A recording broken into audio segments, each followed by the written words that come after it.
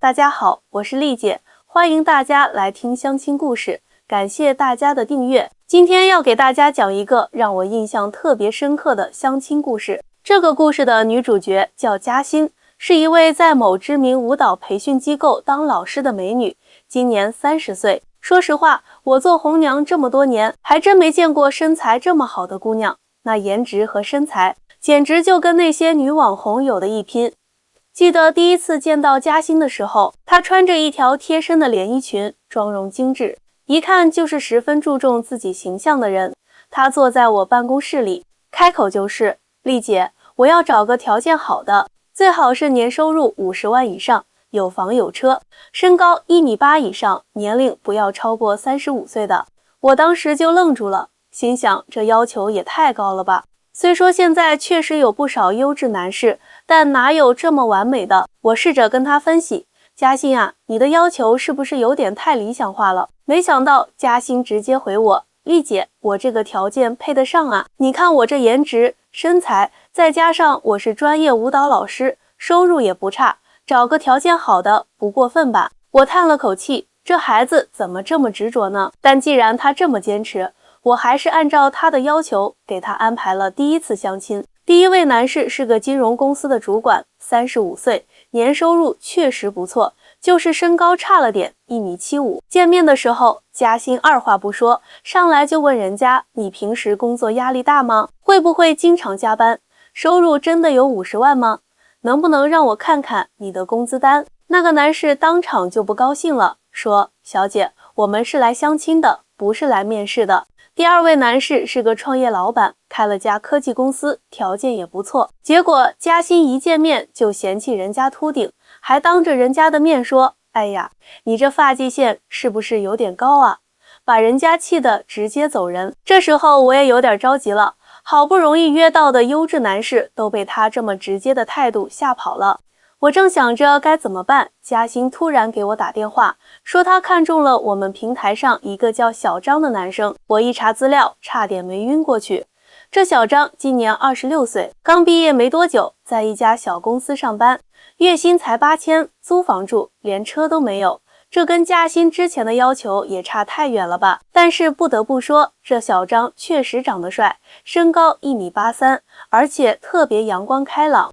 我琢磨着，这嘉欣到底是怎么想的？难道是想通了，不再那么看重物质条件了？其实嘉欣选择小张的时候，我特别纳闷，但是当我看到小张本人的时候，我瞬间就懂了。这小伙子真不是盖的，长得那叫一个帅气，皮肤白净，身材还特别好，一看就是经常健身的料。嘉欣第一次见小张的时候，那场面我至今都记忆犹新。他特意打扮了一番，穿着一条粉色的吊带裙，踩着高跟鞋，妆容精致的不得了。一进门看到小张，眼睛都直了。小张也被嘉欣的气质吸引住了，两个人坐在咖啡厅里聊得特别开心。不过让我没想到的是，嘉欣居然主动拉着小张的手问：“你喜欢我吗？我觉得你特别适合我的类型。”小张被这么直接的表白弄得有点害羞，但还是很绅士地说：“嘉欣姐，你确实很优秀，但是我们才第一次见面，是不是该多了解了解？”这时候我就觉得不对劲了，嘉欣这么着急是为什么？而且他居然还主动提出要请小张吃饭，说要带他去他常去的高档餐厅。我作为红娘这么多年的直觉告诉我，这里面一定有问题。果然，经过我的暗中打听，才知道嘉欣的真实情况。原来他表面上是舞蹈老师，但实际上是被一个45岁的有钱老板包养着，那些名牌包包、豪车什么的都是那个老板给的。更让我吃惊的是，嘉欣居然是这个老板的小三。他心里也清楚，自己年纪越来越大，那个老板迟早会抛弃他，所以他现在急着找个年轻帅气的男人结婚，想给自己找个退路。我这才明白为什么他看上小张了。小张虽然穷，但是年轻帅气，体力好，最重要的是能给他提供情感价值。而且嘉欣自己也存了不少钱，根本不在乎对方的经济条件。看到这里，我真的很无语，这哪里是真心相亲啊，简直就是在找接盘侠。我本来想提醒小张，但是转念一想，这种事情我一个红娘也不好多管闲事。再说了，他们2个成年人应该有自己的判断力。没想到后来嘉欣居然给小张买了一辆2手车，说是为了方便他上下班，还经常带他去高档场所消费，给他买各种奢侈品。小张虽然一开始有点不好意思，但是架不住嘉欣的热情攻势，慢慢也就接受了。我看着这一切，心里真是五味杂陈。嘉欣每次来找我，都说小张特别贴心，比那个老板体贴多了。说小张年轻有活力，晚上那些事也特别给力，让他感觉自己又回到了20岁。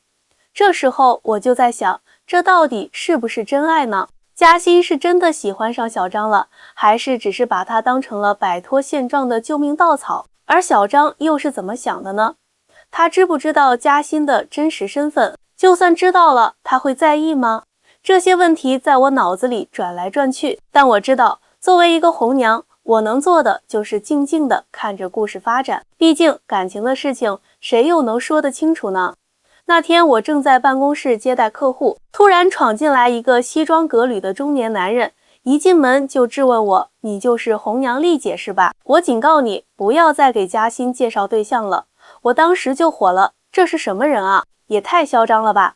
我站起来就说：“这位先生，你是谁啊？我们这是正规婚恋机构，你这样闯进来像什么话？”没想到这个老板直接把一沓照片摔在我桌子上，全是嘉欣和他在一起的亲密照。他冷笑着说：“嘉欣是我的人，他现在还想找别人，也不撒泡尿照照自己。一个被包养的女人也配找什么真爱？”我听完心里那叫一个气啊！虽说嘉欣确实做的不对，但是你一个有妇之夫包养小三，还有脸来这里撒野？我当时就对他：“您这话就不对了，每个人都有追求幸福的权利，您要是真为嘉欣好，就该成全他。”这老板一听就更生气了，指着我的鼻子说：“你少在这里装清高！我告诉你，要是让我知道你继续给嘉欣介绍对象，你这个婚恋所就别想开下去了。”说实话，我当时真的被吓到了。但转念一想，我堂堂正经做红娘这么多年，凭什么被他这样威胁？我立马打电话报警。这老板见势不妙，撂下狠话就走了。这件事之后，我赶紧联系嘉欣，把情况告诉他。没想到嘉欣听完居然笑了：“丽姐，你别担心，我早就料到他会这样了。他现在身体不行了，看到我想找别人，当然着急。”我一听这话，更觉得这事儿不简单。嘉欣接着说：“其实我早就受够他了，整天查我手机，控制我的生活。现在我有了小张，我就是要气死他。”这时候我才明白，嘉欣选择小张不仅是为了给自己找后路，更是为了报复这个控制欲强的老板。我叹了口气，问他：“那你对小张是真心的吗？”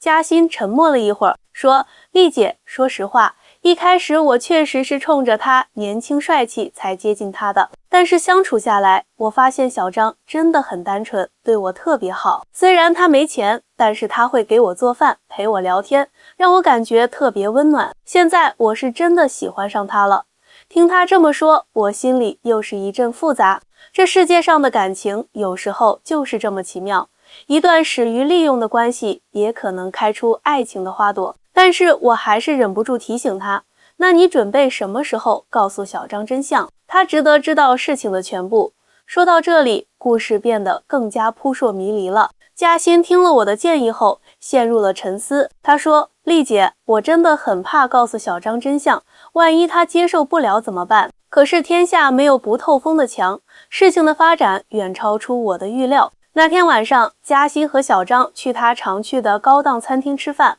结果正好撞见了那个老板和他的家人。据嘉欣后来告诉我，当时场面特别尴尬。那个老板的老婆一看到嘉欣，立刻就认出来了，当场就和老板吵了起来。小张也不是傻子，看到这场面，哪还能不明白是怎么回事？最让我意外的是小张的反应，他不仅没有当场发飙，反而特别冷静地护着嘉欣离开了餐厅。坐在车里，小张才问嘉欣：“其实我早就猜到了一些，但是我想等你主动告诉我。”嘉欣一听这话，眼泪就止不住地流下来了。他把所有的事情都和盘托出，包括自己之前是怎么被包养的，为什么会选择小张，甚至连自己一开始的那些小心思都说了。你们猜小张是什么反应？他说：嘉欣姐，我知道你过去的选择可能有不得已的苦衷，但是现在不一样了，你有我。虽然我现在条件不好，但是我会努力工作，给你一个安稳的家。听到这里，我都要感动哭了。小张这孩子真的太懂事了，他不仅没有嫌弃嘉欣的过去，反而愿意给他一个重新开始的机会。但是事情还没完，那个老板的老婆找到了嘉欣的舞蹈学校，把嘉欣的事情闹得人尽皆知。嘉欣被迫辞职了，整个人都快崩溃了。但是小张一直陪在他身边，还帮他联系了其他舞蹈培训机构。这时候嘉欣才真正体会到什么是真心实意对他好的人。他跟我说：丽姐，现在回想起来，我真的很感谢你给我介绍了小张，如果不是他，我可能永远都走不出那个泥潭。最让我欣慰的是，小张主动找了一份第二职业，晚上去健身房当私教，虽然很辛苦，但是他说要努力赚钱，不能让嘉欣太辛苦。嘉欣也不再追求那些虚荣的东西，把之前存的钱拿出来，和小张一起合伙开了一家小型舞蹈工作室。看着他们携手创业的样子，我这个红娘反而成了他们的忠实粉丝。虽然一开始的相识并不单纯，但是真心总会打动人。这不，前2天他们还特意来给我送喜糖，说准备领证结婚了。记得他们来送喜糖那天，嘉欣特意穿了一条朴素的连衣裙，完全没有之前那种娇艳的风格，整个人看起来特别温婉。小张牵着她的手，满脸笑容地跟我说：丽姐，真的很感谢你，如果不是你，我和嘉欣可能永远都不会相遇。我看着他们幸福的样子，忍不住问：你们是怎么想通的？尤其是面对那么多流言蜚语。嘉欣接过话说：其实一开始真的很难熬，我总觉得对不起小张，害怕别人的眼光，但是小张一直在我身边支持我。他说，人生那么长，何必在意别人怎么看，重要的是我们自己觉得幸福就好。现在他们的舞蹈工作室经营的挺好，主打亲子舞蹈教学，嘉欣负责教学，小张负责运营，2个人配合的特别默契。最让我感动的是，他们说要把我作为他们的证婚人。这个故事告诉我们，爱情这种东西真的是说不准的，有时候看似完美的条件不一定能带来真正的幸福，反而是那些来的不那么轰轰烈烈的感情却能细水长流。我现在每次路过他们的舞蹈工作室，都能看到小张在门口接送学生，嘉欣在里面认真教课的样子，那种岁月静好的感觉才是最难得的幸福。说真的，做红娘这么多年，我见过太多形形色色的姻缘，有的人一开始就很完美，但是后来却走不到一起，有的人一开始很不被看好，但最后却修成正果。所以我现在特别明白一个道理，缘分这种事真的是天注定，强求不来。就像嘉欣和小张，如果不是机缘巧合，他们怎么可能相遇？如果不是经历了那些波折，他们又怎么能明白对方的可贵？这就是我们常说的，有些路走过了才知道，那些你觉得是难堪的过去，其实都是必经之路。现在每次有人来相亲，问我有什么建议，我就会讲嘉欣和小张的故事，告诉他们找对象不要太看重表面的条件，重要的是2个人在一起时的感觉，还有面对困难时是否能够相互扶持。最后，祝愿天下有情人终成眷属，也希望嘉欣和小张的故事能给大家一些启发。好啦，今天的故事就讲到这里，记得点赞关注，下次我还会给大家带来更多精彩的故事。这故事让我感触最深的是，有时候爱情就像一场旅行，重要的不是起点在哪里，而是最后你和谁手牵手走到了终点。祝愿每一个正在寻找真爱的人都能遇到属于自己的那个对的人。